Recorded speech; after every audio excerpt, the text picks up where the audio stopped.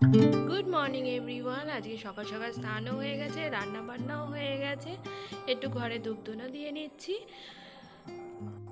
তারপর স্নান করার পর মনে হয় আমার খুব ক্লান্ত লাগে, তাই আমি একটু জল খেয়ে নিই। আজকে রান্না করেছি লতি, উচ্ছে আলু ভাজা আর পার্শে মাছের ঝাল।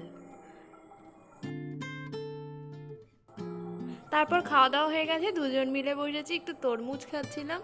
তরমুজটা গরমকালে বেশ ভালোই লাগে আর খুব ভালো ছিল, দেখতে লাল লাল ছিল আর মিষ্টিও ছিল। এখন সিজনের প্রথম ফল তো, খেতে একটু ভালোই হবে, তাই দুজন মিলে বসে বসে খেয়ে নিচ্ছিলাম। তো ওকে দেখাই না সব সময়, তোমরা হয়তো ভাবতে পারো আমি একাই খাই, একাই চলি ফিরি কাজ করি সব দেখাই। আর আমি যখন কাজ করি তখন ও থাকে বাইরে কাজে, তখন তাই জন্য আমি ওকে দেখাতে পারি না, আর বাড়িতে এলে পরে আর লজ্জা পায়। তারপর চলে গেছিলাম একটু বাপের বাড়ি, আর সন্ধেবেলা খেলাম একটু চাউমিন।